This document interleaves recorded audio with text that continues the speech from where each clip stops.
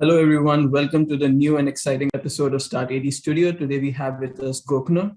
Goknur is the founder and CEO of Geotwin. Goknur recently graduated from our Scale Up 2 program. So welcome, Goknur, to the session. Goknur, let's just start with you talking a little bit about yourself, about what Geotwin does. Yeah, sure.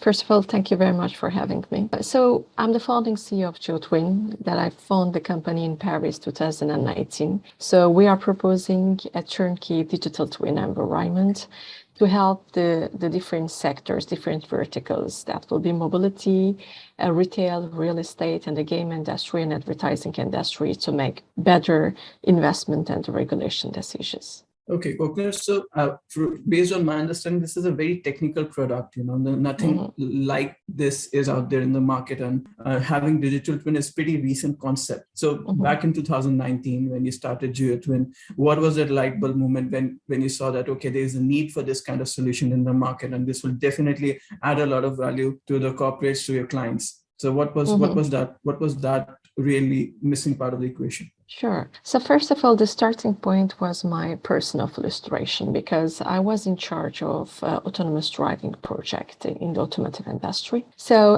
the question was mostly to have to introduce the new concept, the new services in a city scale level. So it's a huge investment. And to be able to reduce this initial investment, I thought that there is a missing part concerning the turnkey decision-making enablers, which is operational, easy to use, turnkey, where we can reduce, obviously, these initial efforts concerning the time, but also the money that requires to deploy a new product or the services into the market.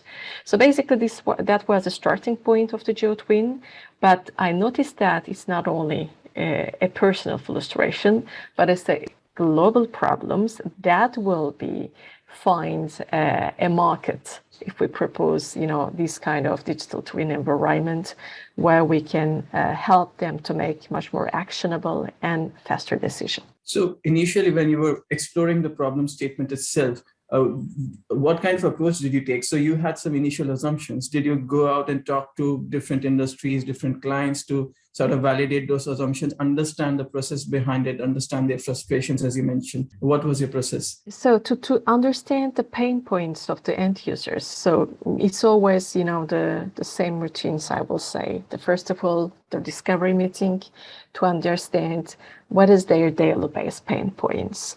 So how our solution can add an important value added to their daily based activities from the time perspective, but also from the quality of the result, but also the money perspective as well. So in short, the conclusion was very convinced us to go into the market with our product because they spend a lot of times. They are not focused into their own business.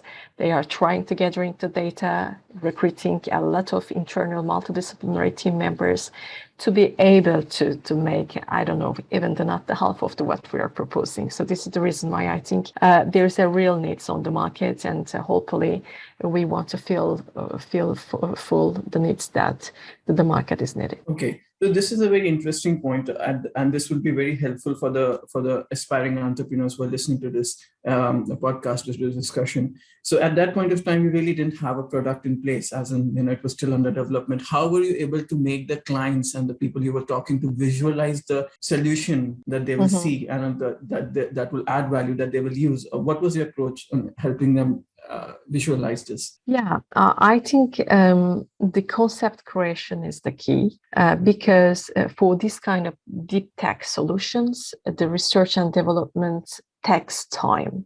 In our case, we put around 2 years of research and development to have a niche product, a software as a service product, which is operational, ready to use. So it's a huge amount of time to validate the market. This is the reason why before having the technology and the product, we start to understand a little bit the different verticals, so the different sectors, starting with the mobility sectors, city planning sectors. So, the preparing the concepts, the demos, or minimum viable product that will be a video there's some presentations, helps a lot to help the end user to project to the future product. So when you were approaching the clients directly versus when you had the chance to meet them through an accelerator program or any program, was there a difference in the kind of approach in the sales cycle per se, in the discovery phase per se? Was the program adding a lot of value? How was it different? So to be honest, concerning the sprint accelerator model, we don't have enough experience on that. So I cannot really say that it's a shortcut to make the deal closing. But what is clear is that the working with the big corporates and passing through to the big corporates requires a lot of effort and the time, because from the first meeting until the deal closing, you spend the months, even the years. Okay, so when you're directly connected with a client through a program and they already have some requirements mapped out, and that kind of introduction, does it help when the needs are already mapped out, when there's a framework to this process already out there? Does it help? Yeah, for sure, because most of the time we spend time to understand who will be the user and the decision maker in a company. So defining the champions in a company is a huge help to target the best, I would say, department to reduce this time to the deal closing.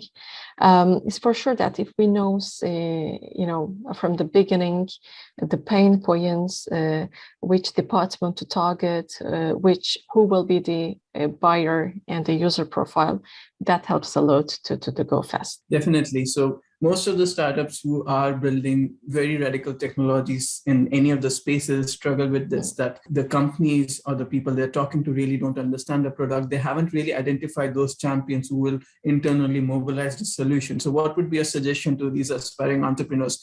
How can they push that abstract concept? How can they push that abstract concept to the potential buyers? How can they make them understand the value, the proposition, to convert, to even get them on board? Yeah, what we have noticed is that this kind of abstract concept requires that during the conversation, especially the first conversation, you concretize the idea and their pain points into something real and the concrete. Saying that this is your pain points that we have understood based on our first meetings. So what we're supposed to propose you if you work with us, how it looks like. These are the key metrics that you're going to have in the end.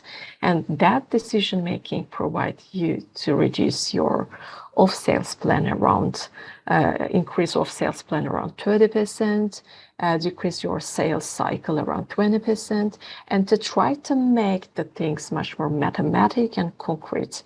Otherwise, all becomes absolutely very abstract. Okay. So during the early days of GeoTwin, when you were having these kind of conversations, exploratory meetings with different kind of clients, different kind of industries, was there a particular person who really helped you change your approach when they were like, you were using a particular framework and they brought completely different kind of ideas on the table, and they said, why don't you look at this as a metric and come back to us within a month or 7 days? Was there any instant that happened, something on those lines? So it depends really the sector and the company that you target. Some of them, they are very mature. They know for what they are looking for.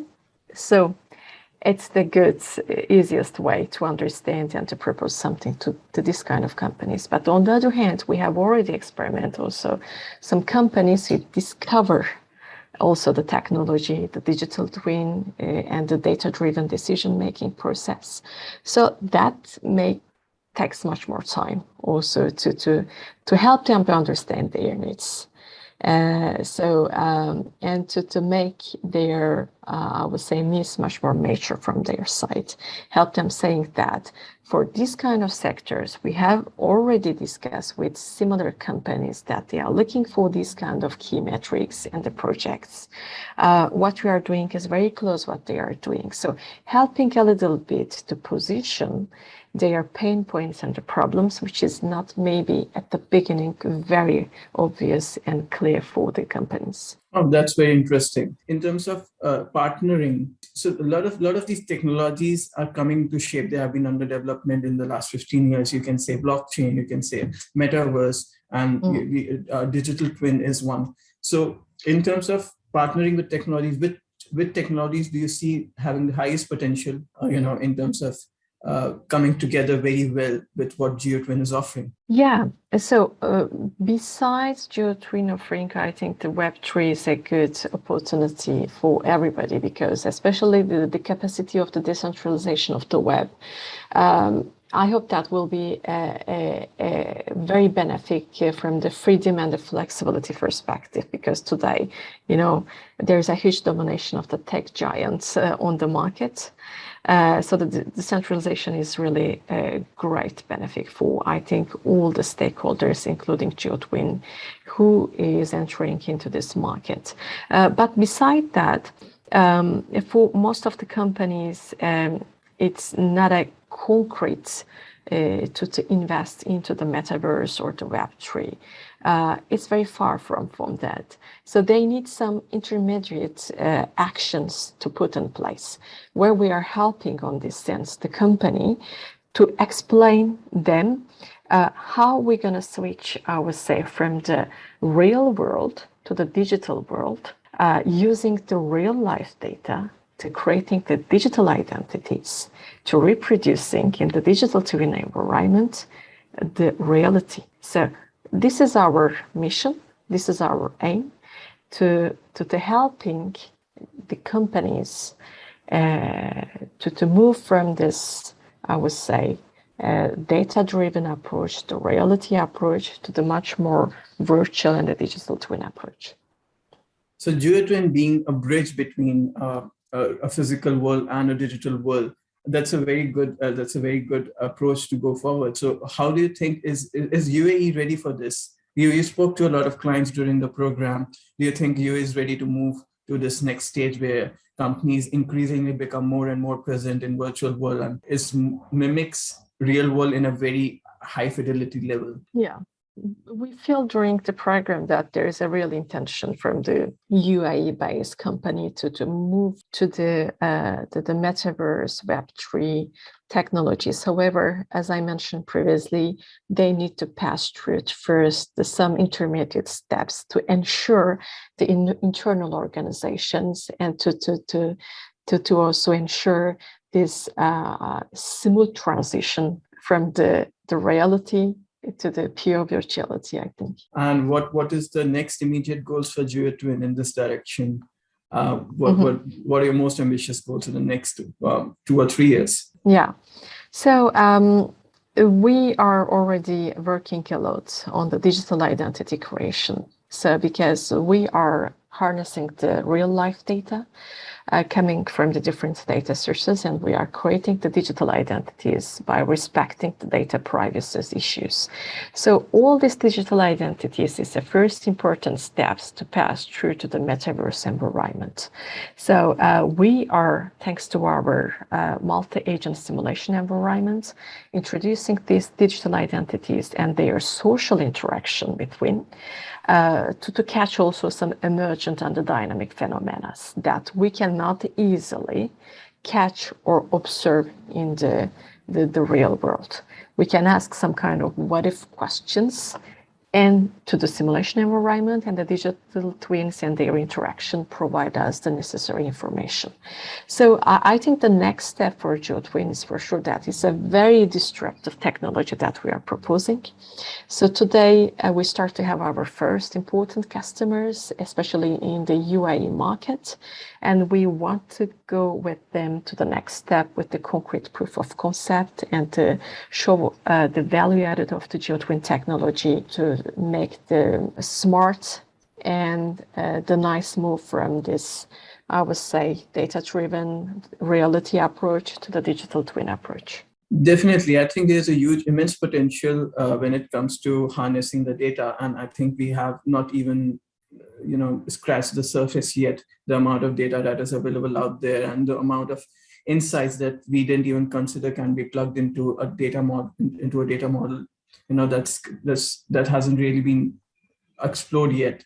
So what would be a suggestion to aspiring entrepreneurs if they want to get started? What should be the first thing they should be getting right in their head?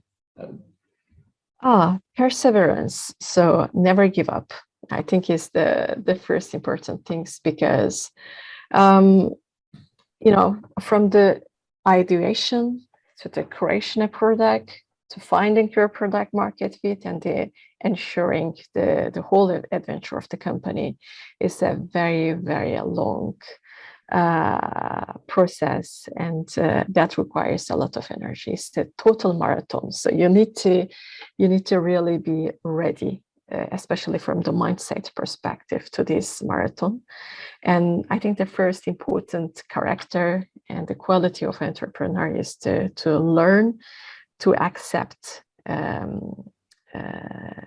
the what you have, that what will be arrived to you. That will be a lot of down, that will be some ups, but never give up in the end. That's a great suggestion. Goknur, it was really a pleasure speaking with you, and we wish you all the best in your journey. We are really curious of how the GeoTwin is able to expand to the global market and create a lot of value to the companies and institutions. So thank you so much for the discussion. My pleasure. It's my pleasure. Thank you very much for your time.